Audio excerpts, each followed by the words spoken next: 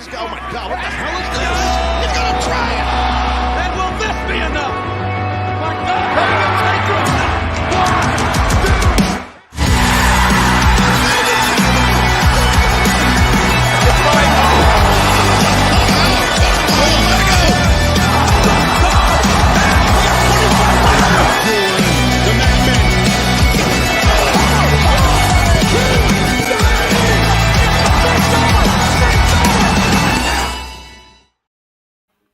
What's up, everyone? Welcome back to another episode of Ruckus Wrastlin. I am Josh Maber, alongside my tag team partner in this business, Justin Toner. How are we doing today, sir? Pretty good. Very interesting where things are going on both shows right now. Well, both AEW and WWE.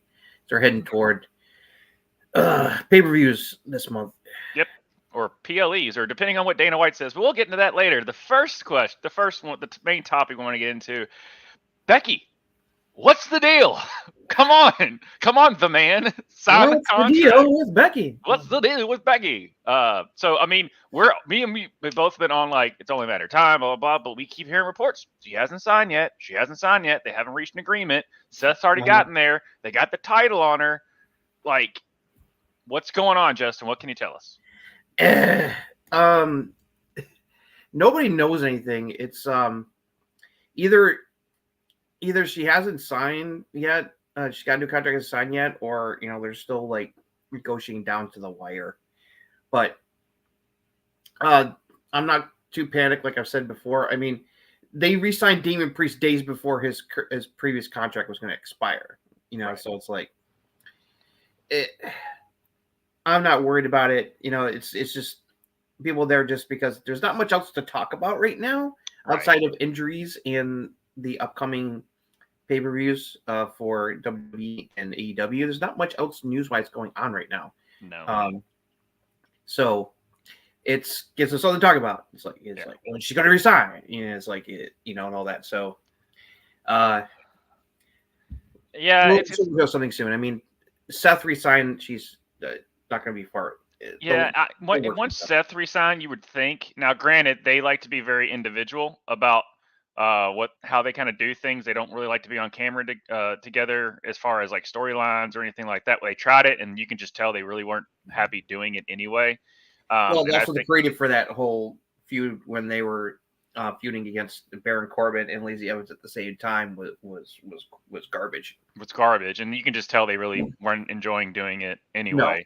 So plus their characters, their personas as who they are as baby faces didn't really mesh well with each other. No. Which I mean, they both can play. I mean, Seth is definitely a better heel than a face, but this face run has actually been pretty decent. Especially with the WrestleMania stuff that he ended up doing. But Becky can do either one, even though I like her as a face a lot more than her big time Bex, which is kind of with that. So she was trying compared to her, compared to the man, it's just there's leaps and bounds over night and day type of thing. But yeah, it's only a matter of time. But the good news is they let go the guy that was screwing up all the contract negotiation stuff way back. Yeah, and notice how people are getting re-signed, right? Left and right. So and then plus you have now The Rock involved with being on the board and stuff with the Drew McIntyre and stuff like that. So you would think he also has and Ari Emanuel, who's like the toughest negotiator and one of the best negotiators in the game as far as any type of form of entertainment. So I don't see. And not happening. And plus is how hot WWE is right now.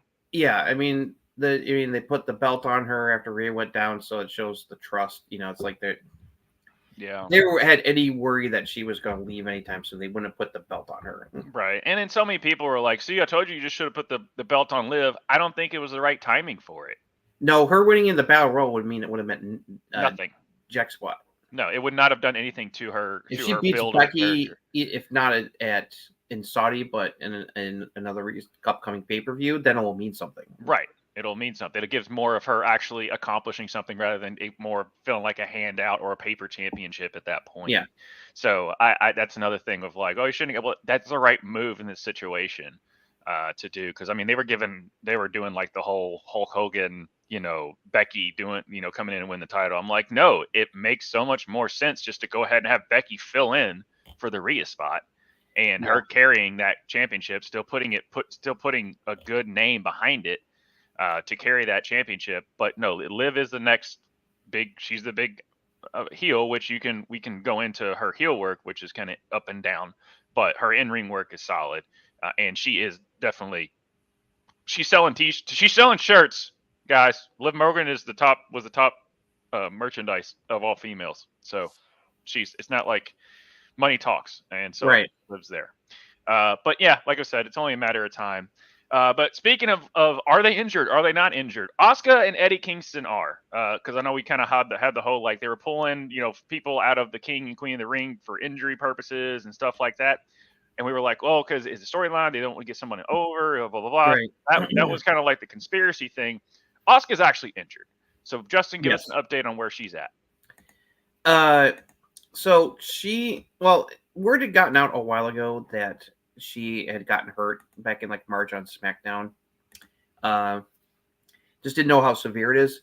That she was kind of like working through it. And basically she went on social media, if not within the last like 24 hours, and put up a little video vlog on her YouTube channel talking about showing stuff from the recent European tour, but then also talked about that she's been dealing with a knee injury for a bit. She was working through it through Mania, and the most recent at Backlash, but she's taking time off now to let it heal.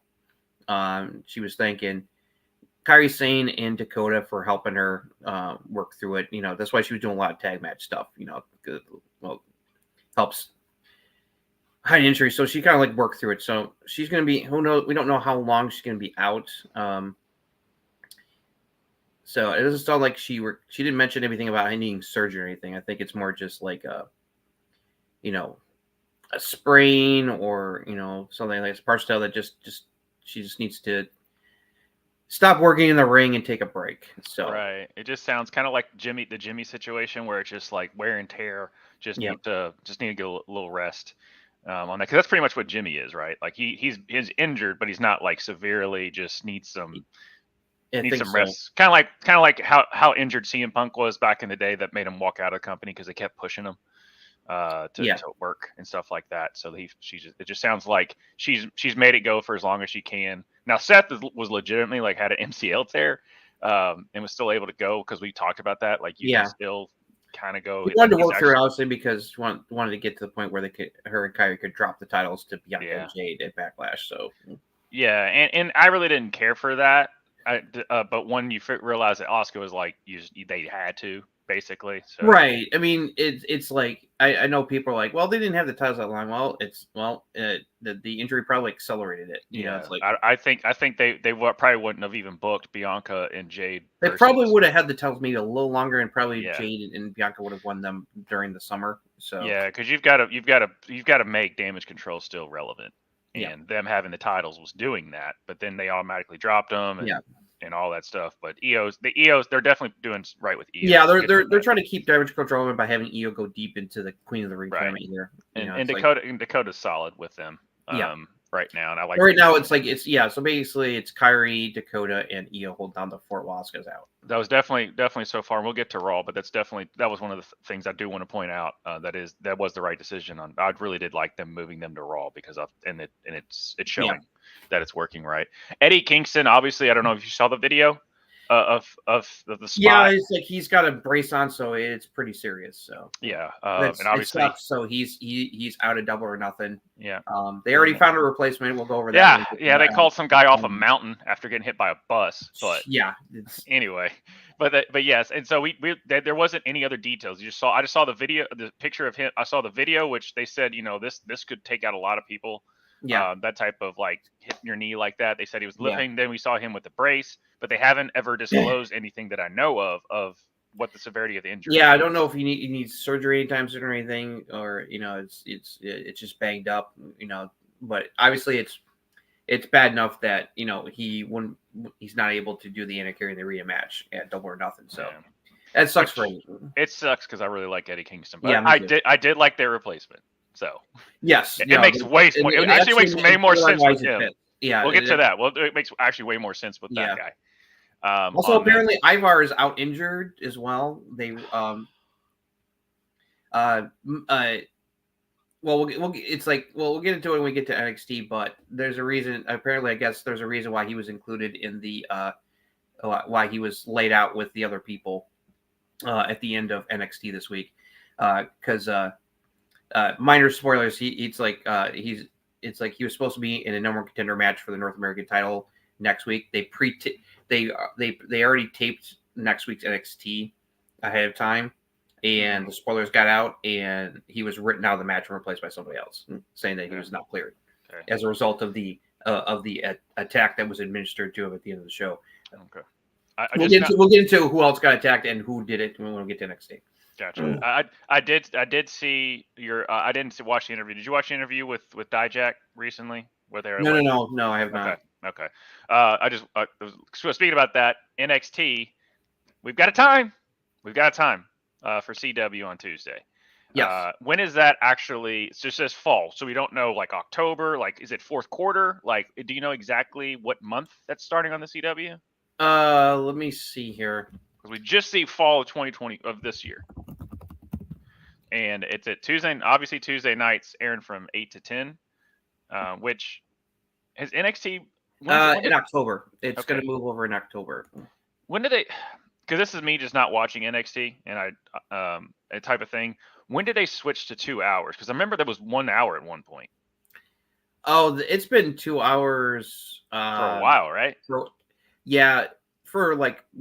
years now. It was 2 hours when I came back, started watching WWE regular. Again. I think it was only an hour when they were just online, and I think they went to 2 hours when they were going. Once it moved to the network and the WWE network, and then eventually on the USA. They bumped it to 2. Okay. And then last little bit before we move on to SmackDown, I did see where we're still waiting on that backstage WrestleMania anyway, stuff. NXT is going to stay on Tuesdays when it moves to the CW in October. Right. So same time slot. So business as usual, but it's on the CW network. So yep. Which is nice. You have to get used to that. Yep. And then last little thing. We still haven't gotten that behind the scenes of we've been waiting about 2 months now for that behind the scenes of WrestleMania with The Rock and Rome. Still haven't seen it yet. And they keep saying, "Oh, it's coming out Wednesday. It's coming out now. It's coming out then." We still haven't seen it. And so many people are like coming out and saying that The Rock basically is making sure, it's kind of like a Black Adam type of deal where people are throwing out there that The Rock just didn't like the cut, blah blah blah. No. And then his Brian Gerwitz, that used to be the WWE writer, and it's like his main guy. Yeah. That's basically follows him around. He's saying, no, it just isn't done yet. I was like, then why do they promote it, Brian? Why do they promote it? You're not making it, and then it's like it's been delayed for more than almost a month and a half now at this point. Yeah. It's just not gonna make your boy look like a no, it's supposed to be my match. Right. It was my match. Okay, Rock, don't hurt me, but that's kind of what the feeling we get. Okay, that's what we're getting. That wouldn't be. We got what we wanted. So thank you for at least still following through with it. But you pivoted. Yeah. Oh, one other thing I forgot to put into news earlier, but did you see Ricky Stark's comments when he was interviewed by Wild Culture? I did. About why he's like, I don't know why I'm not on TV. Why I'm sitting at home. I don't know. Because you were seen at WrestleMania and you're Cody's boy, and it's only a matter of time. And I don't think the contract negotiations are going well, and you can't say anything. That's what I would assume. I mean, he was saying it diplomatically. It's like I think he probably knows why Tony's not using him. Yep. I mean, if you need more evidence that Ricky's not long for AEW, it's the fact that he hasn't been on TV for almost 2 months. No. Well, obviously it's because Chris Jericho is so much better than him. So much better partner for Big Bill. Right, much better partner for Big Bill, and Jericho's in his prime. So yeah, I feel bad for Ricky. He's really talented. It's like that's the total opposite of what he did with Jade, because like Jade, she dropped the title to Statlander. Then they had a rematch, which is one of Jade's best matches during her entire AEW run. Was the rematch that was on TV. She lost, and gave Statlander props, and then that was it. Then she was off to WWE. So it's like, I don't know what the difference is. Why, he's like, he treated Jade that way versus Ricky here. If Ricky is on his way out, it's like, it annoys me because I've become a Ricky Starks fan. I think he's like so talented. Oh yeah. It sucks that he's just sitting at home because they don't want. They could use him, but it's an obvious choice that they're not wanting to use him because his contract's almost up. Even Dean Ambrose was used when he was like, "I'm leaving."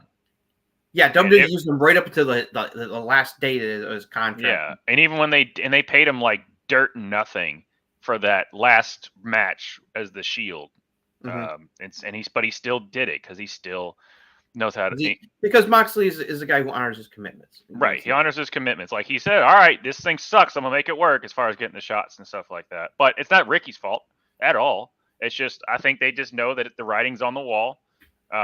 And they're just like, there's no reason. I don't know when his contract is technically up or anything. Nobody like that. knows. Everyone figures it has to be soon. It's been speculated that it's going to be up soon. Because once he dropped the titles, then it was whatever. So. Also, I did appreciate the fact that he said that he's like, he said nothing but nice things to say about CM Punk's time in AEW, about how CM Punk went out of his way to help him improve both in the ring and on the mic, and just trying to mentor him. And he appreciated that. So he's like, he goes, you won't hear me say anything bad about Punk. It's like I have nothing bad to say about it. It's like he went over all the things he did when they were doing that little feud on Collision before Punk got cut loose after the Jack Perry incident. So that was nice to hear. Yeah. And kind of was seeing like him saying that, and like with CM Punk now, like everyone just like, yeah, he's awesome to work with. He helps me out so much, yada yada yada. And I think it was a mixture of just, number one, Punk wasn't going to put up with BS at AEW, and two, he also knows that he can't screw up again. So even though, I mean, it's come out that he really didn't. It makes him look really good right now. But just kind of going back from hindsight's 2020, yeah, it's like, oh no, Punk was great. You pushed him there, type of thing, like twice. So yeah, like what others have said, there was plenty of fault to go around about why he got exited out of AEW. It's like everyone had a part to play in that, including there was no one was like crystal clear on like, yes, you were in the right. Like everyone screwed up there. So, but it sucks for Ricky. It's like if he's not going to let him his contract, then it's like Tony just let him loose and let him go where he wants to go, which is most likely WWE. Yeah. All right. Well, hey, Finsock, how we doing? Thanks for joining us. And hey, Triple H, he's in the chat. Yeah, welcome. Yes, we are ready. We're ready every day for new wrestling info stuff and the shows. So I hope better for Ricky. That's all I can say. Yes, I do too. I'm a big Ricky. We're a pro Ricky show. Yeah, pro Ricky show. All right. Well, I think that's it for any major news. Like we said, yeah, not kind of a slow news week compared to what it has been in the past. So let's move on to SmackDown. All right. Here's a recap of what happened on last week's episode of Friday Night SmackDown. Show opened with Nick Aldis bringing out Cody Rhodes and announcing that his next opponent would be Logan Paul, United States Champion. Champion versus champion match. Now, not official yet if both titles are on the line. We'll see. But that was the setup. And then we went to the King and Queen of the Ring matches for the show. First round match, Queen of the Ring, Naomi taking on Nia Jax. Nia Jax won that match. Baron Corbin gave an interview backstage but was interrupted by Carmelo Hayes talking trash, and Bobby Lashley got in his face about that, and words were exchanged. Of course, Baron and Carmelo had a first-round King of the Ring match, and Melo came out on top to move on to the next round. And Bailey ran a follow with Chelsea Green and Pepper in the back. Words were exchanged. Orton cut a great promo promising that he would wreck the bloodline for hurting his buddy Kevin Owens at Backlash, and that he looked forward that if Tama Tonga made it to the semifinals where he planned to be, he was going to take him out. An RKO out of nowhere. Then we had Jade Cargill with Piper Niven in a Queen of the Ring first round match. One of Jade's best matches so far, I have to say, since her WWE debut, and she came out top of Piper Niven to move on to the next round. And then the final Queen of the Ring match that was on the show, Bianca Belair defeated Candice LeRae to move on to the next round. The Blood was backstage where Solo Sikoa told a surprise Paul that he, in fact, has been in touch with Roman Reigns, and that until Roman returns, he is in charge of the bloodline, and therefore Heyman is now his wise man by orders of the tribal chief. And he asked for a hug, and he did, but gave quite the look toward the girl's destiny. And then we had Angelo Dawkins taking on Tama Tonga in the King of the Ring first round match. Tama Tonga came out top. Bloodline just completely wrecked shop on him and Montez Ford. And then we had our main event, the final King of the Ring first round match on the SmackDown side of the bracket. AJ Styles taking on Randy Orton. Great matches you expect from these two, with Randy Orton coming out on top with the RKO. Move on to the next round of the tournament. So that's all that happened on this week's episode, past week's episode of Friday Night SmackDown. Dude, it's crazy how quickly Logan's even good on the mic now. Yeah, it's kind of shocking to me. I was like, I was like watching that segment. I was like, all right, Logan's like really good compared to. I mean, people have been in doing wrestling forever. Now, granted, Logan's been in the spotlight and been in front of cameras and microphones, and he's been in movies, and it's not like it's, but it's still a different animal when it comes to cutting a solid promo, saying the right beats, having the right reactions, all those type of things. And this was a solid back and forth with him and Cody, because Cody's one of the best on the mic, even though he says he does hit the same beats, but he's still really good. So it's a weird situation that I'm like, I can't believe not only is he good in the ring, but now he's actually getting better on the microphone. I know, it's scary. On that, I mean, and also too, Nick Aldis needs to, when he introduces your undisputed champion, doesn't need to act like he doesn't care, because that's how he introduced him. He goes, ladies and gentlemen, have a little bit more energy, Nick. He was like, ladies and gentlemen, your undisputed WWE champion, Cody Rhodes. Like, that's how it came out to me. And then he goes, your next challenger, this guy. It's like, come on, Nick, have some emphasis. All right, with that out of the way, it's time for me to say, what the hell are they doing here with this? Because they announced it as a champion versus champion match. Does that mean both titles are on the line, or is it just like they used to do with the brand versus brand stuff at Survivor Series, where they'd have the WWE and Universal Champion have a match, but the titles weren't on the line? It's like, is that what they're doing? Because having either title on the line, well, having both titles on the line at the same time would be stupid. So I think it's just if they need to clarify, is this a non-title match? It's just an exhibition between the two champions, whatever, see who's better, then fine. But make that clear, because it's like if it was like both titles on the line, that's just beyond stupid, and I'm going to go off on a rant if that happens. So, because that means that there's going to be shenanigans involved, because Cody's not. There's no purpose of Cody winning U.S. title, and there's no point for Logan Paul to lose it to Cody. Also, neither guy should be taking a pin right now, so I don't know what the point of this match is unless they plan on having shenanigans happen. I mean, it's got to be shenanigans. I mean, if some guys can take the pin, which will be Logan, because it's not going to be Cody. Is going to do what? How is it going to? Logan Paul doing a clean job to Cody doesn't do him any favors right now. The way he's been pushed. No, neither one of them really need to take a pin. So that's why I'm kind of like scratching my head at this. I don't know what and also like the match could be great. That's not it's not a question about like the quality of the match. I'm all WTF about this booking here. Yes, I'm very big on we had the same kind of conversations off the show. We're just like, and they haven't clarified yet, so it's like I don't know if they know what they want to do yet, and then they're kind of they better hurry up because the Saudi show is next Saturday, so right? So, and plus the Saudis shows are always kind of. Quick shout out to our buddy Chris the Gift Taylor, and of course Tushka, the man, myth, the legend Tushka.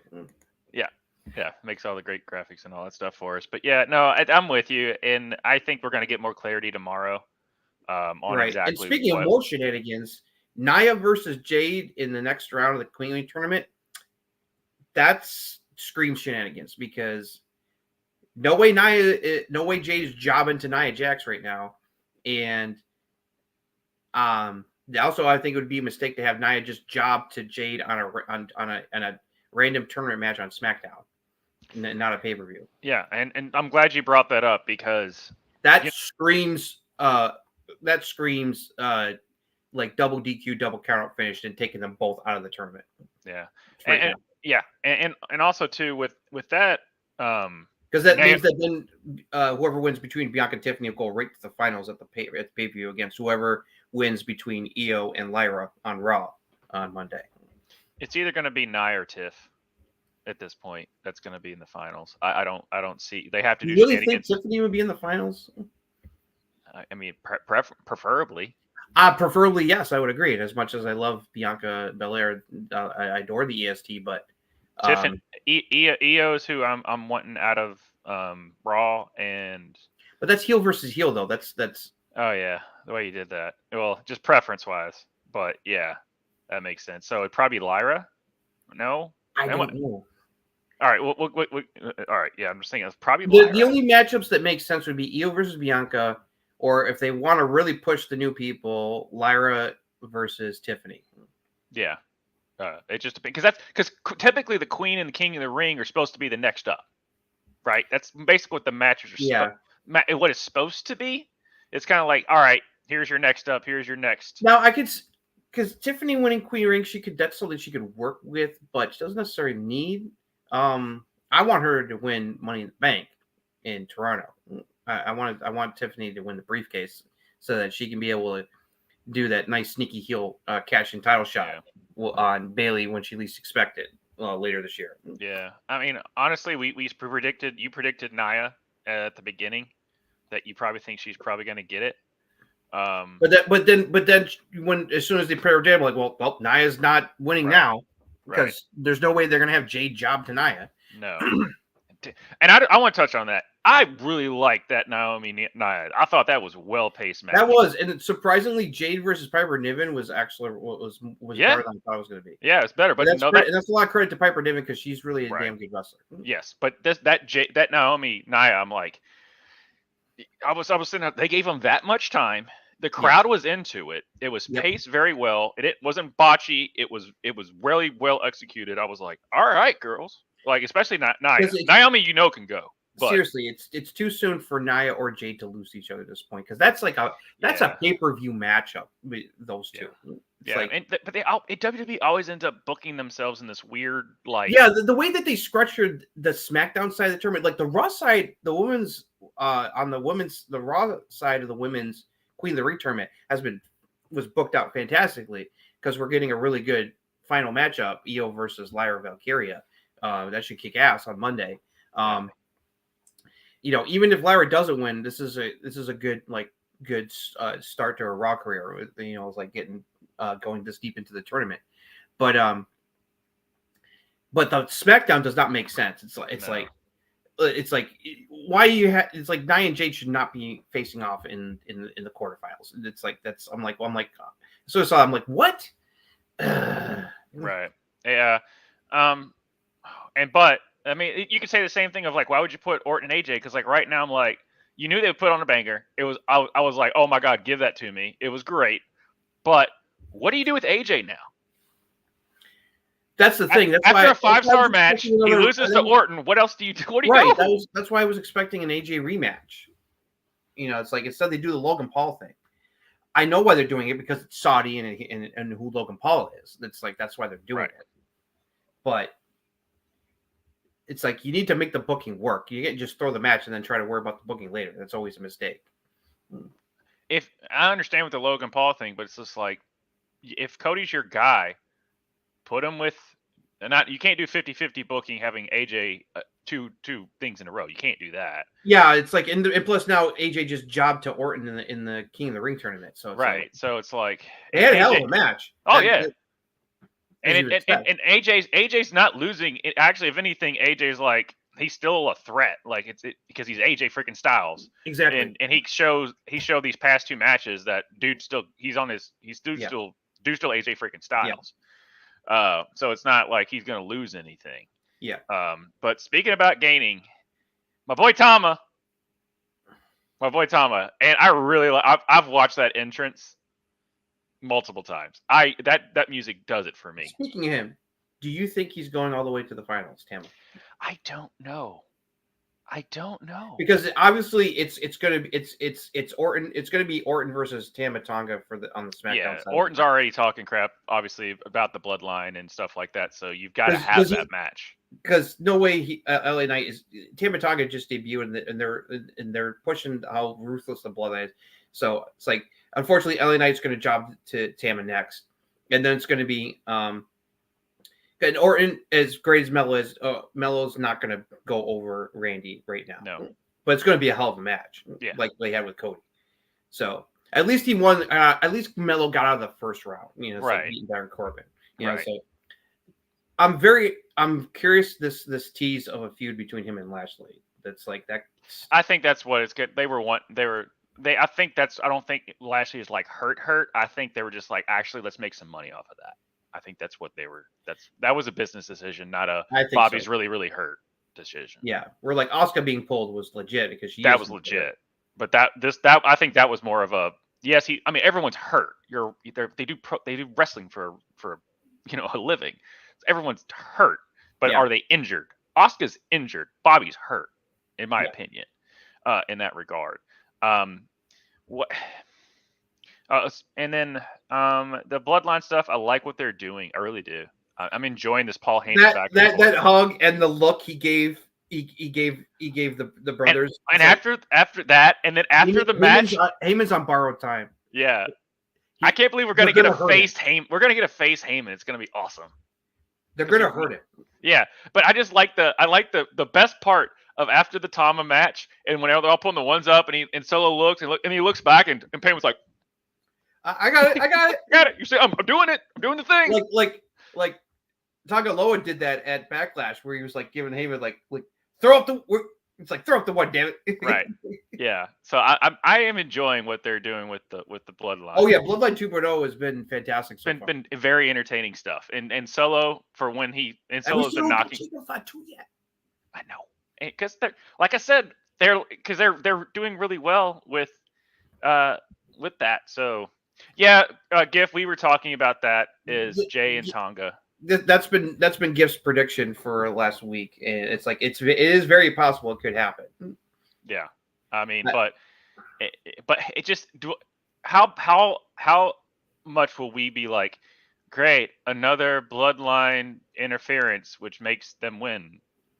That's the only I just don't thing want the King of the Ring final to be about the bloodline because it's not about who's winning King of the Ring. It's about if they're trying to get eyeballs other than just Cody Rhodes, you gotta they're pushing the bloodline and Cody. Those are the two big marquee things going on on SmackDown. Yeah. So you have to. I mean, and I tune in for it. Not just because my boy Tama's What I doing like work, is that but there are possible winners, but there's no like obvious winner right now, and that kind of like at least I like that. There's a little bit of unpredictability here for both the king and queen. Who's going to win? I don't know, just something about Tom that even when Tama like go like his little like sleeky like walk Yeah. and stuff that he does, and like his eye, he's got that he's always had that eyebrow, and like even when he's going up like I like the way he's so smooth and he's so good in the ring. I know his mic work isn't the best. No one from NJPW comes over and be like best on the mic. No one ever does, because most of the time it's just like F this, F that. We're Americans, or we're not Japanese. Basically, that's everyone's work in Japan. I think Solo's full of shit that he said he talked to Roman. I don't know. I don't think he's been talking to Roman. I think he's been talking to the final boss. Yeah. Oh no, it's definitely. I totally agree with people. I think Rock's pulling the strings. Yeah. Rock is totally backing Solo's takeover. Right. I don't. Right now, you got to get out of the king and queen of the ring at this point, because you have to have these matches. And as you go further, you have to give them more time, because you have to make the tournament mean something. Yep. So you're not just going to throw in a random like Kevin Owens versus Solo match in the middle of what you're doing. Because plus, they're having Kevin off TV to sell what happened at Backlash, right? And getting Orton all pissed off, right? So you'll get Solo. I just think it's going to be after the pay-per-view. I think that's when you're finally going to get him. So, like, solid episode of SmackDown, nothing outstanding. It's like further stuff. So that's all I can say. No. Yeah. So, all right. Well, let's move on to Monday Night Raw. Yeah, this is where it gets juicy. Yeah, it does. All right. Here is a recap of what happened on this week's episode of Monday Night Raw. Drew McIntyre opened up Raw, cutting up promo, of course, about his favorite person in the world, CM Punk. Bitching about how Jey Uso took his spot at King of the Ring tournament and all that stuff, but Damian Priest came out and exchanged words, and Damian got some good zingers in on Drew, and also made it clear that if Drew was wanting a title shot, he's got it when Priest, and he's finally cleared to get back in the ring, and he promises that when he does face off with him, he's going to make him eat his words about Priest being a paper world champion. Then we went to the Queen of the Ring quarterfinals match. Io Sky taking on Shayna Baszler. Really good match between these two former NXT stalwarts, but Io Sky came out on top with the moonsault. Carlito was shown backstage with Judgment Day. Rest Judgment Day is cool, Carlito, but Damian Priest still is not. And that Priest makes it clear he doesn't trust Carlito, and Carlito says maybe one day he can and they can be pals. Chad Gable was shown berating the rest of Alpha Academy, and making sure that Otis is on the same page with him about beating up and hurting Sami Zayn tonight. New Day was interviewed backstage. Kofi vowing to take out Gunther, eliminate him from King of the Ring for what he did to his buddy Xavier Woods. That led to Gunther versus Kofi Kingston in the men's King of the Ring quarterfinals. Great match between these two, but Gunther came out on top with making Kofi tap out to a Boston Crab. Lyra Valkyria was interviewed backstage about her upcoming match against Zoe Stark, and she was interrupted first by Becky Lynch, thanking her for helping her last week. But then Liv Morgan came up and asked her, Lyra, if Becky's always been a bitch. Of course, Becky was right behind her, and Valkyria told herself, and she turned around and Becky punched her in the face, saying that she's not afraid of a face-to-face fight. Then we had Kiriko Tozawa against Big Bronson Reed, and as you expect, Big Bronson Reed came out on top with Tsunami. Gunther and Ludwig Kaiser were shown in the back, and then Kaiser cuts a promo about how great Gunther is, and of course ran down Sheamus on top of that. We saw New Catch Republic talking to Adam Pearce. They're going to be in a No More Contender match for the tag team titles later in the show. Braun Breaker came in, still complaining about being left out of King of the Ring. And Pierce said, "Don't worry, we'll talk about it." And then we had Queen of the Ring quarterfinals. Lyra Valkyrie taking on Zoe Stark. Lyra came out on top in a good match, and she will face off against Io Sky to determine who from Raw will go to the Queen of the Ring finals at the pay-per-view. She also got to cut a promo afterwards. So, and fans were definitely into the match, which is a good thing. We had Otis taking on Sami Zayn. Sami actually won with a Luva kick. Otis wanted to do Caterpillar, but Chad told him no. Told him what to do, but that allowed Sami to make the comeback and get the victory. And poor Otis got slapped in the face by Chad afterwards. Braun Strowman was shown hanging out chatting with Dynamite when JD McDonough came up to talk trash to him. They're probably going to end up having a match probably very soon. Then we had a non-title match. Becky Lynch taking on Dakota Kai. It was going back and forth, but when Becky put Dakota into disarmor, Io Sky and Kairi Sane ran into the ring and attacked her, causing a disqualification. Just like last week, Lyra Valkyrie came out and make the save. And while they were distracted, making sure Damage Control was leaving, Liv Morgan snuck in the ring and attacked Becky from behind. Ilya Dragunov cut in a promo about his match against Jey Uso for the King of the Ring quarterfinals later in the ring.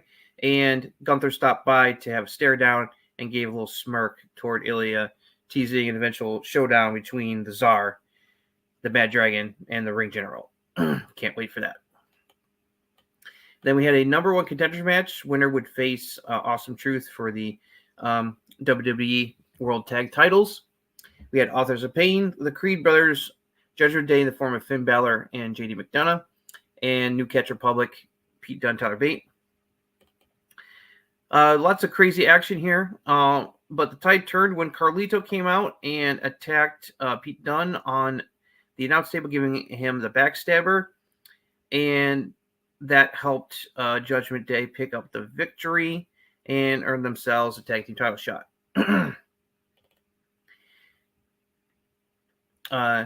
They were celebrating the back afterwards, and Priest appreciated the help and told him that what he did out there was cool, helping out Judgment Day. And then we had the main event, King of the Ring quarterfinals match, Ilya Dragunov taking on main event Jey Uso. Really good match as you would expect. And a little bit of surprise, but it makes sense. Jey Uso came on top, cut off the Torpedo Mount Auska out with a spear to pick up the victory. So it will be Jey Uso taking on Gunther in the King of the Ring semifinals on the Raw side of the bracket next week. So that's how things shook out in this week's episode of Monday Night Raw. All right, your boy kicked off Raw. I'm gonna let you kick off on what you thought about that. I like the more good pro work from him, but to be honest, Damian Priest smoked him. Yeah, I was like sitting there. I was like, holy crap! Like his line about find a mirror, blame that asshole. Like I was like, damn, Priest. Like that. This was the promo that we needed from Priest to show that he belonged in that that title. This is exactly what Priest. They said, all right, Priest, here's your time. Yeah, you like you said, he goes, you out here calling me paper champion. I'm not a paper champion. Yeah. Like, and he I love how he's like, he goes, oh, did you forget how like I tried to cash in on Seth more than once before Mania, but you interfered like more than once to stop me from doing that. So, and plus, you could have walked away with the title. It's like I only did it because, well, you were stupid enough to piss off a one-armed CM Punk and get your ass kicked. Yeah, no, I took advantage. I was like, yeah, because I was like, man, your boy's cooking. And then Damian Priest came out. I was like, all right, okay, man, you got my attention. Yeah.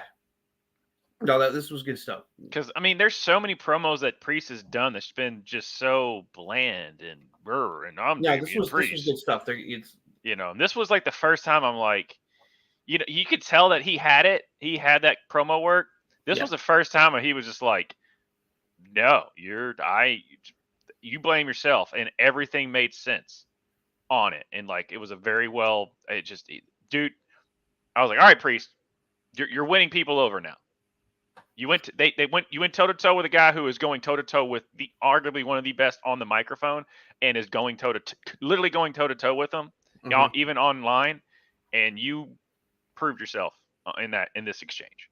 Now, whether or not they were just like, we need to push it and let Priest Priest do this, whatever it was, he pulled it off, and he pulled it off well.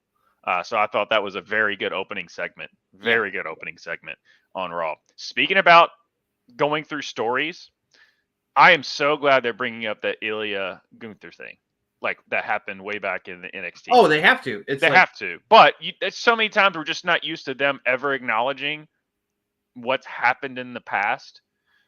Whereas now we actually are like, yeah, that happened. We all saw it. Yeah, like Vince liked to pretend that what happened on NXT didn't happen, which is bullshit. Right.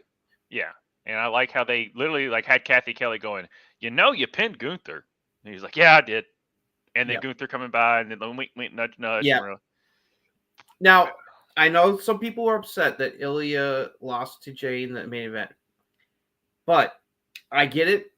Jay's really over right now. Ilya just started. And also, Triple H is not going to throw away Ilya versus Gunther on regular TV. No. That's their matches belong on pay-per-view. Yes. Because they're bangers. They're bangers.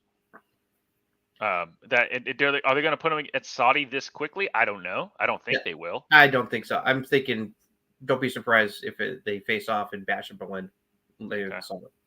Yeah, but I mean, dude, I keep forgetting how it was really good, man. Yeah, he was cooking. It's like cooking. Jay hung with the Mad Dragon. I was happy, and it's insane on how Jay's your biggest babyface on Raw. Yeah, with both CM Punk and Seth on the shelf injured. Yeah, absolutely. And Jay's Jay's rolling with it too. That's the thing, is Jay's rolling with it, and it's exactly Giff. Yeah. That's what I'm happy about. It's like this is only his second week on Raw, and he's already in the main event. So it's like people need to chill. It's like, what do you think they're doing with Ricochet? I don't know. I think they might be setting up a heel turn, maybe. But I wouldn't mind a rematch between Ilya and Ricochet, which is kind of teased there. So it's like, give me that, because that was banger. That was. I like what they're doing with Lyra, and the crowd was definitely getting behind her, which was a good thing. So they were into that match with Zoe. I heard fans wooing during her entrance because the NXT fans did that. So it's like, So I was like, okay, good. And they're giving her promo time, you know, and stuff. So I'm really happy with how she's been booked so far. Lyra's been booked very solid. Very solid. Pairing her over with Becky already makes total sense. Yeah, it's like, she looks up to Becky, you know their history, it's like, so, Becky's gonna do, Becky's very, very high on her, and that's why she put her over gave her with the winning the NXT title last year. So yeah, she's gonna help elevate her for sure. Yeah. And it's like Liv's getting into the sneaky heel shit there. It's like the sneak attack and stuff like that. Right. But man, Io versus Lyra, that's going to be a hell of a match this week on Raw. Yeah, because I hope we get the main event. Well, they're not going to get the main event because you got Gunther Jay. So Gunther Jay's probably going to be the main event. Yeah, but that freak, dude, I was just the women balled out pretty much on both shows. I would say that, because I really like Becky and Dakota. Like Dakota, Shayna, Shayna was really good. Dakota was really solid. Zoe, I've always knew she had this in her, but you didn't know because it's like Zoe and Lyra. No one really. These are the first time that a lot of people even seen Lyra go. I think Zoe needs to work on like developing more of her personality. No, she is stiff as a board when it comes to personality. That's the problem. Her in-ring work is great. Her in-ring work is great. We've always agreed on that. We just always had our mic skills have just been, I am Zoe. I am going to beat you up. That's how it sounds in my head when she talks. Yeah. Whereas Lyra, she has the mic skills are there. Dakota's a good mouthpiece. It kind of is. gif. Kind of is. Yeah, it kind of is. And I like that. What do they call? They're calling like the yeet flies or something with the. He's saying that the Fireflies are with him now. So I think Howdy and company are going to become calling. That's. If you want to talk about it, we can. Because when are they going to debut? When are we going to finally see the Howdy Six at this point? That's what I'm going to call it until I hear different. Chris, I think that kind of alliance could work because Kiana's good on the mic. Let her be the mouthpiece. Form a new faction. Speaking about not having a good debut. Yeah, it's like, why would they do? It's like that was disappointing. It's like she's actually good in the ring. It's like, let her have a match.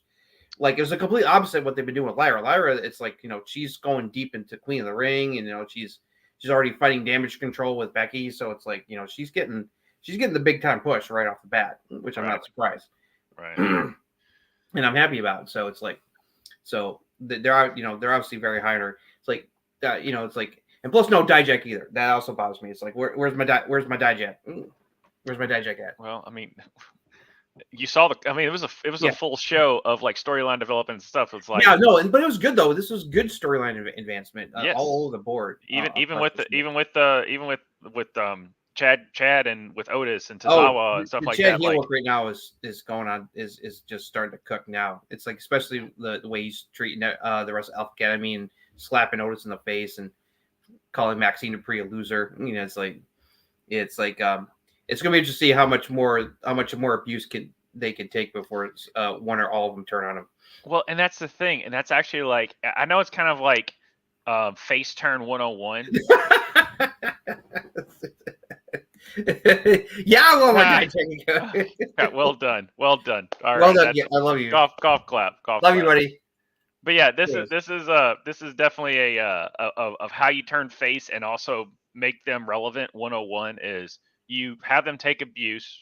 Yep. Then when they turn, it brings a big pop, and you're behind them. You get a big pop, get them behind them, so that way they can carry on by themselves while Chad goes on and has the Creed brothers join him or some shit. So at the Rumble, at last year's Rumble, when Sammy finally turned on Roman in the Bloodline and hit Roman in the back of the steel chair, that pop was off the fucking charts. Yeah. So I mean, it's basically what they're kind of doing. It's the same thing of like, they can't take some abuse. Same thing with the Shield when they turned and went face. Like, that was a big thing. So it's just kind of like a face turn 101. Like, you've got to take a little abuse. That way people are like, come on, do the thing. Like, they're paying attention to you. It's not just you kick them to the curb, because that's how you bury someone and not keep them relevant, because you've had them on TV all the time. So because there's so many times in the Vince era where he just like kicks that person to the curb, and then because he's lost faith in them for that day, and then it's losing their momentum, and then they're released 6 months later, and it's not their fault. Whereas this one, it's like, all right, we're gonna, people love Otis anyway, and Tozawa's funny, and Maxine is trying. I'll put it that way. She's trying. She's trying. They kind of pushed her in the position where she really didn't need to be there. She should be spending more. She should be on NXT. She really should. She really should. I'm with Maxine. I'm sitting there, it's like, she's just not ready, but she's working her ass off. Like, she's trying. It's like that's the thing. That's why I don't hate on her like I've seen other people. It's like, yeah, she's trying, man. So it's like, Yeah. And then anything else on Raw that you can think of that really like stuck out to you? The Sammy's over, but it's kind of like a hamster on a wheel every week. Well, it's like, because like you can only have, it's like, how much further can the feud with Chad go? I mean, it's like, he's already beaten Chad once, so it's like, and he's not dropping the title to Chad or Bronson at the pay-per-view. So no, it's still gonna be a hell of a match though. Trying to think of what else. I think that pretty much covers it. I thought this was a good Raw this week. Yeah. What are they gonna do with? We haven't even talked about that freaking 4-way. Oh geez, yeah. Oh my god, I was like, oh my god. the whole Judgment. Yeah, Carlito and Judgment Day. So I like what they're doing with Carlito and Judgment Day because this is more cracks in the foundation leading to Damian Priest leaving the group and becoming a full babyface because it's like they've been planting the seeds for him going face for quite a while here. Well, so it's like Carlito I think is like the final nail because it's like it'll be great because like when Rhea comes back she's gonna be all pissed off. It's like what the hell happened? I was gone and everything goes to hell. Yeah, that and then like the thing with Liv and then Braun Strowman. What are we doing with that? I don't know. It's like I guess JD they want to have JD job to Strowman. I don't know. I don't know, but I like what they're doing with Carlita. Honestly, no, it makes sense because of the Dominic and everything, and the history and everything. So I like it. Yeah, I mean I like it too. But yeah, the Braun Strowman just ran. I was like, did I miss a day where Braun screwed around with Judgment? They got to give Braun Breaker something to do soon here. It's like 2 weeks in a row he's done the what do you have for me, boss? I got nothing. Right. It's gotta be. It better be building something. Yeah, it's kind of the same thing with Dijak. It's just like we've got this king and queen in the ring, and we don't want to bury you because you're freaking. No, we don't want to job you. That's why Braun is in it because they don't want him to do a job right now. Mm-mm. They're building him up. No, to get a title in the near future. But yeah, when he finally gets back in the ring, it's only a matter of time before Braun's the Intercontinental Champion. I'll tell you that right now. Oh yeah. Braun's the future. There's no doubt about it, unless something drastically changes. Dude's Dude's good enough on the mic. He's gotten quite good on the mic, and he really has with his personality. So it's like he's the whole package now. Like you said, the best thing for him was really when him and Baron, because then Baron kind of Wolf Dogs was a home run. Yeah, and didn't even see it coming. No, and I miss it because Baron on SmackDown. I do like he's. Well, bad. I was like, it's like, come on, all this trade Baron Corbin back to Raw so we could have more Wolf Dogs. Yeah, but Braun needs to do himself. I know. And Baron's fine. He's exactly what I thought he'd be. I hope he will be fine. I worry. I always worry, but I mean, he's so.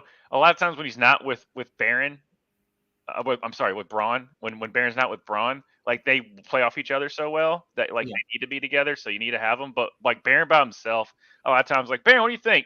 I mean, I think it's cool, and I'm cool, so I'm gonna win. I'm like, that's how I get his promos, and I'm like.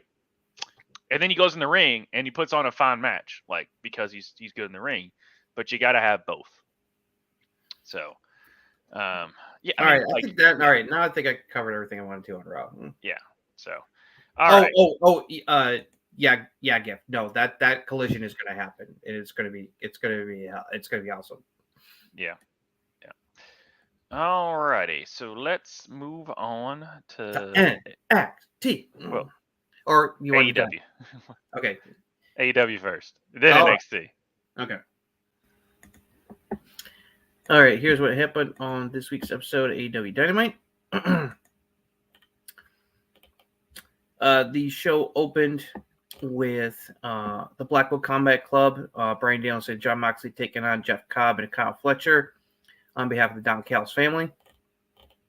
Well, chaotic match as you would expect, but Blackpool Combat Club picked the victory after Moxley hit the Death Rider on Fletcher. Post-match, Konosuke Takeshi came out to attack, and Claudio came out to make the save to drive off Don Callis' family, and Takeshi made it clear he wants an IWGP title shot against Moxley in the near future. We look back at the Mogul Embassy finally turning on Swerve last week and beating him up. Then we had Adam Cole coming out to make his entrance. He had challenged Malachi Black to a barbed wire steel cage match on Collision over the weekend for the TNT title Double or Nothing. The House of Black jumped in from behind and attacked him, took him in the ring. They choked. Brody choked Adam out and allowed Malachi to steal his wedding ring to Beth Phoenix. Oh boy! Colorado did try to make the save, but the House of Black took him out as well. It was announced that Eddie Kingston suffered an injury and working in New Japan over the weekend, and with the Elite in the form of the Bucks. Jack Perry gave him a beatdown afterwards. It was announced that he would not be able to do Anarchy in the Arena at Double or Nothing, and so the Elite assumed that, well, FTR and Bryan Danielson will be in a handicap match now, or they can just forfeit. FTR was interviewed by Renee. They said they've already got a replacement for Eddie lined up to join their team for Double or Nothing. And Dax Harwood said that Okada's just the Elite's bitch, and he was going to take care of him later tonight in the main event. Then we had Christopher Daniels and Matt Sydal taking on the Young Bucks in a non-title match. Young Bucks picked up the victory with the TK driver on Daniels. After the match, the Young Bucks cut a promo saying that because of Daniels' actions and causing issues, they declared that he is fired from his position, and he's going to and had security escort him out of the building on top of that. And then Jack Perry took and dumped a beer all over Tony Schiavone's head before he left the commentary desk. Yeah, their heels all right. Tony Storm cut a promo in the backstage against Serena Deeb while hugging Brian May very closely. Classic, more good stuff, of course, from Timeless. Malachi Black cut a promo about stealing Adam Copeland's wedding ring, says it represents everything that's holding him back, and he accepts the challenge for the barbed wire steel cage match for the title at Double or Nothing, but he says that if he wins the match, not only will he take the title, but he expects Adam to bow the knee to the House of Black. Hook squashed Sebastian Wolf in short order with Red Rum. Got on a mic and called out Chris Jericho, wants to get a title shot to get the FTW Championship back. Jericho came out and said that he can have a match, and if he wins that match, then he'll get a shot against Jericho for the title. Hook didn't take kindly to that and attacked him, and then Jericho and Big Bill beat him down until Shibata came out to make the save. Then we had Brian Cage taking on Swerve Strickland. Swerve trying to get revenge for the betrayal last week. Really good match between these two. Swerve took him out with house call. After the match, Christian Cage and Motherman came on the stage, and that was distraction enough for Kill Switch and Nick Wayne to attack Swerve from behind. Nick Wayne gave him a low blow. They beat him down and busted Swerve open. Held him as Cage cut a promo on him, saying Swerve embarrassed his son Nick Wayne by attacking him in his gym last year, so now he's going to embarrass Swerve. He took a picture of Swerve's family and wiped it all over his face to get blood on it. Said tonight he took his blood. In 2 weeks, he's going to take the title. Hook and Shibata were interviewed backstage, talking about both wanting a shot at Jericho. Samoa Joe rolled up and said it's sad because if Hook stopped playing himself, he might actually be dangerous. Hook says he'll fight Joe. Shibata says Samoa is too large to wear florals, which is pretty funny. We had Harley Cameron taking on Tony Storm. Tony Storm took her out with Storm Zero, with Serena Deeb watching from the ramp. Then we had a promo face-off with Renee Paquette holding court between Will Ospreay and Roderick Strong, who had all the Undisputed Kingdom except Adam Cole with him. Really good stuff between Ospreay and Strong, going back and forth here, hyping up their match for Double or Nothing. Ospreay basically saying that he's tired of the disrespect from Roderick Strong, and he's going to show him why he's the best in the world by taking the title from him at the pay-per-view. Of course, Strong says otherwise. Then we had the contract signing between Mercedes Moné and Will Nightingale for the TBS title match at Double or Nothing. Good back and forth between them, especially Willow cut a great promo about what the championship means to her and how she's going to take out Mercedes Moné. Mercedes cut some good heel promo work in response. Willow came back with, well, last time that they had a match, she walked away a champion, and Mercedes didn't walk away at all. Well, Mercedes didn't appreciate that and attacked Willow. They got into a fight, but Willow got the upper hand and power bombed her through the table. Then we had our main event, Dax Harwood taking on Okada for the Continental Championship. Good match, and of course, Okada came out the victory with the Rainmaker. Afterwards, the Wrestle Elite came out to beat down Dax. Bryan Danielson, Cash Wheeler came out to make save, but they were still outnumbered. But that's when some familiar music hit, and the Seattle crowd, of course, went nuts because that meant it was the return of the one and only Darby Allin. Darby Allin came out through the crowd, skateboard in hand, and helped fight off the Elite, revealing that he was the new fourth member for Team AEW for Anarchy in the Arena, taking the injured Eddie Kingston's place. The babyfaces stood tall over the Elite to close out the show. So that's what happened on this week's episode of AEW Dynamite. Whoop, click the wrong thing. Hold on. Watch out. Here it comes. There it is. All right. Yeah, click the wrong thing. Anyway, you know what? We're gonna start out. Well, yes. Thanks, because it's like, yeah, it was a Woo energy drink that he dumped on Tony's head. Okay, so actually, what we're gonna do, because GIF was basically commenting the whole time, so thank you, GIF. Yeah. So I'm gonna let the chat kind of dictate how of how we're gonna go through this Dynamite review.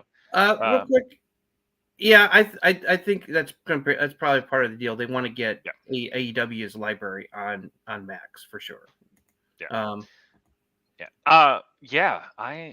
It's Malachi Black and Edge. Yeah. So it's like the court. These guys know what they know what they're doing. Tell story. They know how to tell a story. They're like, Tony, get out of the way. We got this. And guess what? They're telling it. No, I like the build to this. It's getting personal. The stealing the wedding ring is pretty dastardly, and I was thinking to myself, well, I don't know, Malachi. I don't, Beth Phoenix, the Glamzon's not someone you want to piss off. So look out. No, and Malachi. She will kick your ass. Yeah. Then we have the give me Joe Hook Shibata trio. I kind of like that. It's like Joe actually made sense with what he was telling them. It's like, why are you guys fighting when you should be united against Jericho? It's like instead you're arguing about who gets the first title shot. Like, wake up. And if there's also Shibata's translator line joke was freaking hilarious about the shirt that Joe was wearing. That was one of the best lines of the night. And then also too, that's actually like a good a trio to go up against Bullet Club Gold. Like that's actually like a solid trio for that. And this I also have to agree with. It's starting to gel now because now it's clear, Willow's the big baby face and she's going into what she does best is being heel. So yeah, and it's also like every time of course we always knew Mercedes wasn't the greatest on the mic. But she's best when she's doing being heel, not being. Yes, she's great when she's doing heel, and it just at first I was like, I don't know. They knew it was going to be her and Willow, but it's also too. It's like finally Willow's finally bringing out the Mercedes that we know. Willow's killing it on the mic right now. Yes, Willow's doing very good work right now. She's doing very good stuff. One thing I want to highlight, and thank you, Giff, for all your comments. One thing I want to highlight. Why can't they sign Jeff Cobb? He's awesome. He is awesome. I love that dude. Like, why wouldn't who wouldn't want to sign this guy? He's just a job machine, even though he's supposedly he's got an ROH title belt around his waist. Fletcher? Yeah, dude, Fletcher Ospreay match. I'm like, who the heck is Kyle Fletcher? And then I watch that match. I'm like, oh, that's Kyle Fletcher. Okay, never mind. Yeah. No, she is definitely one of the top baby faces in either company right now for sure. She's really over right now. Did you see her clip of her going to the wrestling club? Oh yes, it was adorable. Yeah, it was adorable. It was good stuff there. Yeah, Willow's doing great work right now. I couldn't agree with you more, Giff. But yeah, Jeff Cobb. Oh my God, I forgot how good he was because he's over at NJP. He's over in New Japan all the time. Mm-hmm. So I guess he still has that contract with them. But yeah, dude, Jeff Cobb is going to be a big time signing for someone, and right now AEW is putting themselves in position. And Moxley versus Shibata, that'll be a hell of a match when that happens. Yeah, and have they not touched on? Did I miss it where Mox and Danielson didn't have a discussion or anything about Danielson doing the stuff? No, they have not. It's been more about Claudio having an issue with it. Okay. Okay, I just want to make sure that it was just Claudio type of thing. there. Then let me see. Elite still being, dipshit heels, firing Christopher Daniels, and then what Jack Perry, how he treated Tony at commentary desk. It's like, it's good stuff. It's good stuff, man. It's really good stuff. It's really like good it's stuff. working. This is it. Like I said, I never bought Jack Perry. You got me now. Yeah. All right. I'm paying for a ticket because of what you're doing. Yeah. And him pointing and him just having that shit-eating grin. The Nepo baby. Yeah. I got here because of who I am and not what I can do. Type of thing. And anytime a heel humiliates Tony, that's going to draw heat from fans because they love Tony. Everyone loves Tony. And then dude, Darby actually makes more sense than Eddie at the end of the day because of the history that he has. Actually, he would have made more sense than Danielson. Like him, Eddie making sense because he's running foul the Elite. Right. He's had the past history with it. But Darby makes even more sense because, Sting's retirement match, the Bucks were trying to take the titles from them. So yeah, of course, he want to wreck them. So he's the perfect replacement for Eddie for this match. Hopefully he can go because he said in the post I'm not 100%. Like, it's like, Tony, dude, it's like, good dear God, don't let this man end up in a He survived getting hit by a bus. He got hit by a bus. A bus. And then it kept him from climbing a Mount Everest. He would be climbing Mount Everest right now. Kept him from climbing Mount Everest. Then just recently he got hit by the bus while just crossing the street going to a play with a friend. Just the history of Darby just being Darby. It's just like I just feel like he's crossing the street and they say he just got hit by a bus crossing the street, but it was just like, dude, I think I could take this bump. Like I just felt like part of. At this rate, I won't be surprised if he gets struck by lightning while he's inside a building. Yeah, just nuts. But yeah, like I was saying, like, do you think like as he was crossing the street, he was like with somebody, he's like, all right, no, watch this. I'm gonna think I could take this bump. It'd be cool. No, I hope God not. Yeah, definitely it's Roddy because that's all they have right now. That promo face off between Roddy and Ospreay was one of the best things they've done in this build for their match. They both brought it. They said some really good stuff. I really like that segment. That's definitely needed because it's if you think Ospreay's going to lose to Roddy, it's like I got a bridge in Brooklyn to sell you. So I will say this: I know we give it's going to be a hell of a match, though. Yes, I know we give Tony crap for his booking decisions, but having Christian Cage as the next challenger to Swerve was chef's kiss of a booking decision. It's cooking for what we're doing. Now I do worry about the spewing of the blood spout coming out of his forehead. I was like, oh God, oh, I didn't need to see it up there. I didn't need to see that one. But it was literally squirting. It was literally squirting. I was like, oh, he hit something. That's not supposed to happen. It's like, but he tapped a vein. Yeah, I was like, oh my God, he hit an artery in the forehead. I mean, taking the picture of his family and then smearing the blood on it, saying it's like, I loved it when he's like, I've taken your blood tonight. In 2 weeks, I'm taking your title. It's like, this was the perfect. This heel run as the patriarch and the patriarchy has been just so much fun to watch. Yeah, we're gonna look back and someone needs to do the person. I always say like that person that did the MJF CM Punk feud like vignette like story YouTube video. It makes sense. Like it's the ghost of Swerve's heel past coming back to haunt him now that he's the babyface champion. Yeah, because of what he did last year to Nick Wade, and it's that's how you do storylines. That's it's like you and Giff are on the same page. He literally exactly. typed this as you're he's saying. Paying for his heel sins. Yep. Yeah. Exactly, Giff. So and Christian was dropkick wrestling. I don't know what you mean by that. Maybe you can go in detail. I don't know what you mean by that. Elaborate on that. Yeah, elaborate on that a little bit. But yeah, no, it's I am so glad that Tony put Christian against Swerve. It kind of needed a little bit of jolt because honestly, there's gonna be some good matches, but I'm not jazzed about this card like I was like the last two pay-per-views. Mm-hmm. There's nothing it's like, oh man, like Anarchy in the rematch is going to deliver. It's like Swerve and Christian are going to have a really good match. Ospreay versus Roddy is probably going to be one of the sleeper matches on the show. That's the thing. You don't have a Danielson versus Ospreay. Yeah. You don't in the card before that, like you had like a freaking like, oh my god, this thing is a 8,000 star match. You don't have that match. That's what the Dropkick Wrestling is the YouTube video you were talking about. Oh yeah. Thank you.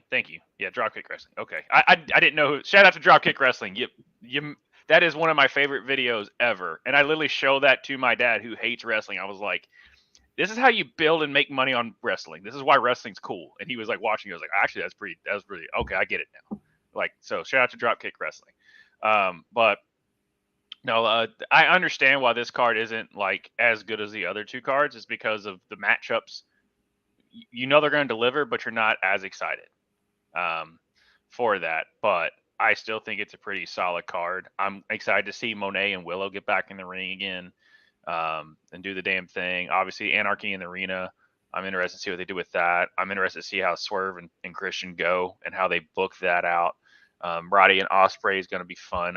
Actually the one I'm looking forward to. I don't think the pay-per-view is going to suck, but I'm just like, I'm not like excited, like oh yeah, I can't wait to see this match. I'm like yeah, this match is going to be good, but there's nothing that's got me really like pumped. You don't have Danielson. You don't have like, oh my god, Danielson and Ospreay, right. And then you watch that match, you're like, yeah, god, Danielson and Ospreay just put on like the greatest thing I've ever seen. But I am actually like of this card right now. I am looking forward to Malachi and Edge. Actually, that's the one that I'm kind of looking forward to and how they do that, because those two can. Edge can still go, and Malachi is so solid.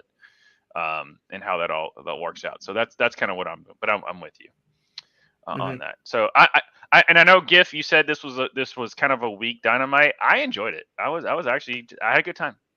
I'd say it was a C show. So I mean, if that's weak, that's weak. But I think it moved along storylines. It propelled certain things. It did what you needed to do. But there wasn't something that like there was like, oh shit moment, or something that like there was a match that really stood out as being like to a B level. But I don't think it was weak and just like this did nothing. Like I had fun. That's the way I would put it there. Yeah, your thoughts on like it's pretty much where I put it. Yeah. Okay. But this was one of the better Dynamites. This was definitely way better than last week for sure. Yeah, they finally like, hey, this is how you build a story, and unfortunately, your match is going to suffer because you're trying to build your card.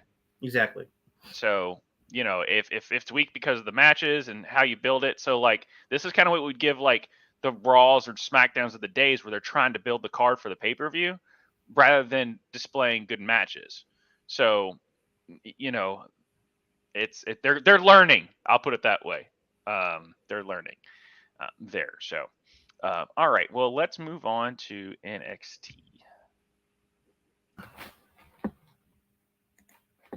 All right. Here's what happened on this week's episode of NXT.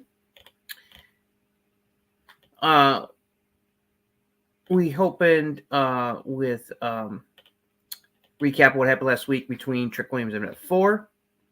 And that there would be qualifying matches to see who would be into the ladder match to determine the first Women's North American Championship winner at NXT Battleground.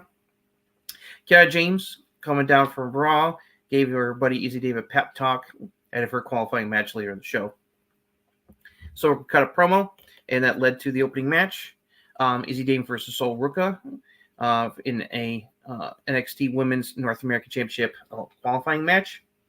Sol Ruckus came out of the victory with the Soul Catcher out of the corner. She is in the ladder match. Avery was talking with the D'Angelo family, not happy about their shenanigans last week, kidnapping and attacking Damon Camp and Miles Bourne, handed them fines. And Rizzo handed over a big fat envelope of cash to Ava. Then we had Edris Enfield and Malik Blake taking out the Mud. Out the Mud came out the victors in this one.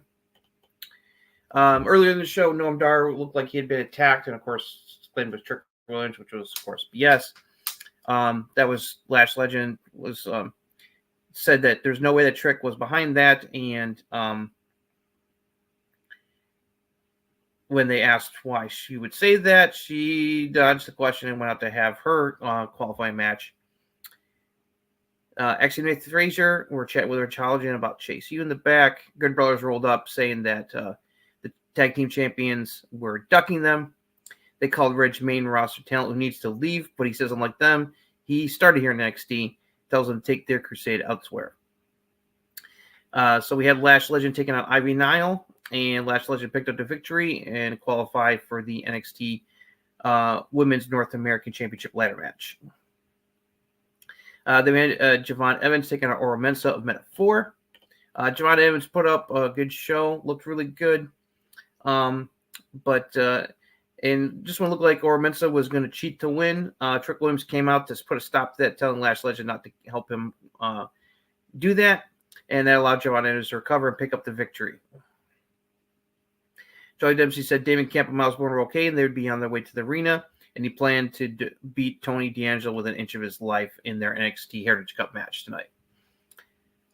Wesley came out to cut a promo about overcoming his injuries to get back in the ring. And Obafemi came out and said that was really inspiring, but he has no chance in taking the North American title from him. But obviously he says he wants West wants a title shot. He said yes. Then Ivar and Josh Briggs came out saying they deserve title shots as well. So Femi said that they could have a qualifying match, triple threat. Whoever won would face him for the title at Battleground. Lux can continue to be full of himself backstage, more character work. The Good Brothers took on Ridge Hauser and Riley Osborne to Chase U. There was some miscommunication that led to the Good Brothers picking up the victory. And Ridge Holland smoothed things out with Chase U afterwards. We had Carly Bright making her NXT debut, taking on Lola Vice. Lola Vice, of course, picked up the victory. Shayna was there in her corner with her. After the match, Carmen Petrovic and Natalia came out to attack Lola and Shayna, setting up a tag team match between the two groups next week. Then we had our main event match, which was NXT Heritage Cup, as Charlie Dempsey defended against Tony D'Angelo. This went back and forth. It got to the 5th round with tied at 1 apiece. Damon Camp and Miles Bourne came back to attack the rest of the family. There was lots of chaos. But Tony D'Angelo was able to hit forget about it on Charlie Dempsey to pick up the 3rd and final fall to win two falls to 1 and become the new NXT Heritage Cup champion, close out the show. But that wasn't it, because they cut to the backstage showing Wes Lee, Josh Briggs, and Ivar all laid out, having been attacked. And their attackers were revealed to be none other than the Gallus boys. Yes, Gallus is back, and they're out for blood. And left all 3 men laying to close out the show proper. As that's all that happened on this week's episode of NXT.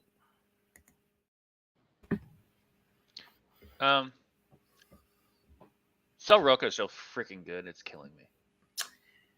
I think the odds on fair, I think, to win the ladder match at this point. Yeah. As much as Roxanne, the lack of Roxanne on this show kills me. So Ruckus makes up for it. The way she can, she's so smooth.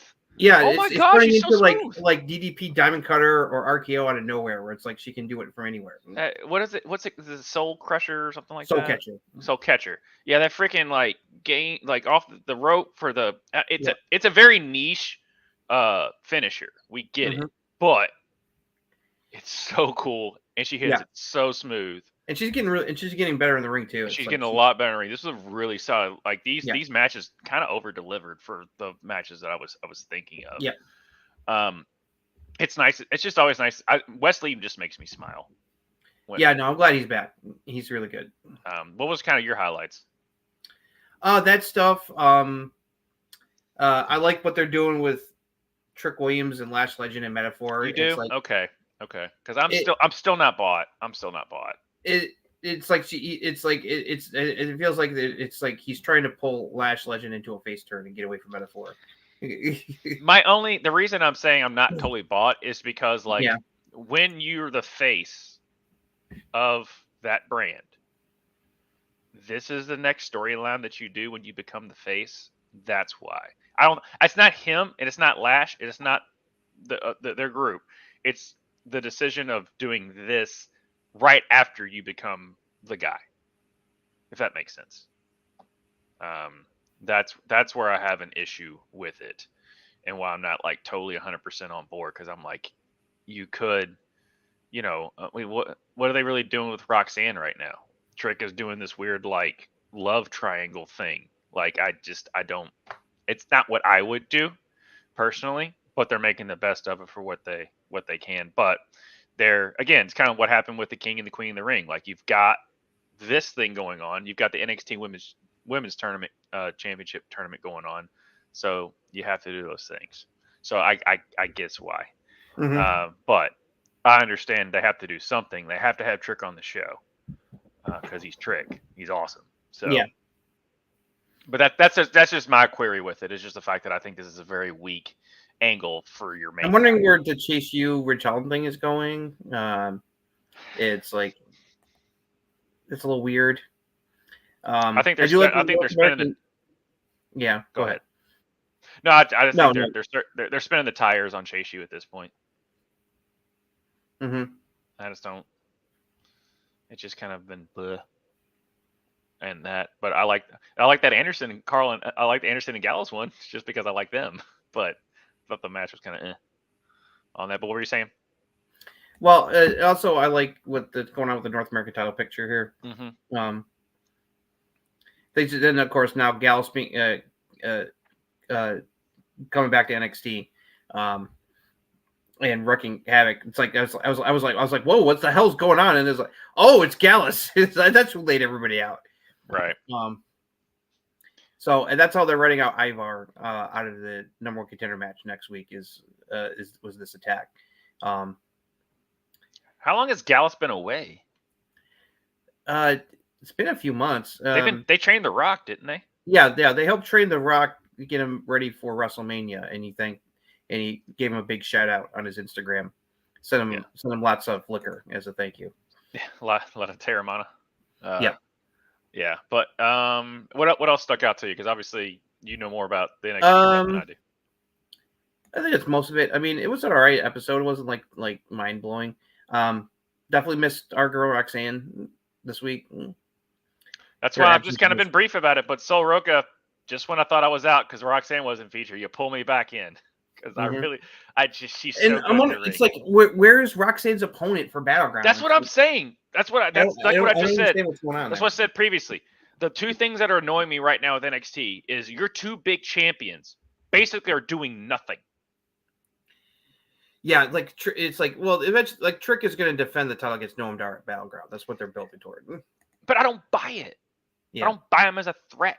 You're just doing it. I know. I don't buy him as a threat either. It's like, so it feels like a filler feud until And that's the thing is like, this is your first feud. Yeah, this should be a little bit better first feud as champion. I agree. Right, and then Roxanne is just literally like, "Where's my opponent?" And she's just like, "I don't know." I'm like, if you had nothing for her, then why'd you put the belt on her? Other than that she's the greatest thing since sliced bread. Like, other than that, like, why would you do it? So, there's a question, but I understand, like, you're trying to do these tournaments and stuff like that, but they're your champions. They're the money makers. You don't put the belts on them just to have someone sit around the sidelines and do it. That's that old school, like, them never having, like, the Intercontinental Champion on the show, or something like that. Like, if you put a belt on someone, that means that they need to be on TV. So, I like what they're doing with the Good Brothers. It's like, and I'm liking the feud between the D'Angelo family and Quarter Catch crew. Now it just got knocked up below. Now that Tony D took the Heritage Cup from Dempsey, So we're gonna see where that goes. We'll see how long he gets to hold that. But hey, it's like it's his first singles championship, so good for him. But no, overall, like it was, like I said, the wrestling in this show was good. HBK, Ava, bring back the Prodigy next week. Okay. Yeah, there you go. Bring back bring back the golden goose. Okay, yep. You had me when you put the belt on her. Give her a break for 1 week. Just don't let her leave. I'm gonna let this slide out of the kindness of the fact that you put the belt on her. Right. But don't do it again. Fool me once, don't fool me twice. That's all I have to say. But you made up for it because you put Sol Roca and she's so good in the ring and you gave her time and she delivered. So I will say that. Like I will give my golden goose a little like you better step your game up because Sol Roca is on your butt as far as really being that next one. On there. All right. Well, I think that about does it for us in this episode. I think it just about covers it. Of Ruckus Wrestling. Justin, always a pleasure. Everyone else watching, thank you for all your comments. Yep. Obviously, leave comments down below. Here watching. Appreciate it. Thank you for being watching. It's always a pleasure. Hit the like. Hit the like. Hit the subscribe. All that fun stuff. We try to come in every Thursday and then go over the week that was wrestling, all the news, notes, and stuff that goes on. And if you want to be a part of the Ruckus, join the Ruckus at patreon.com/RuckusTV. Join us over on the Discord because we are obviously talking wrestling all the time. It annoys some of the people that are a part of it. I don't care. We like doing it. It's enjoyable. And it's always fun as all get out to join my tag team partner in this journey, Justin Toner, every week to go over the world of wrestling. And I think that is it. Thank you all so much, and we will see you next time. Yep.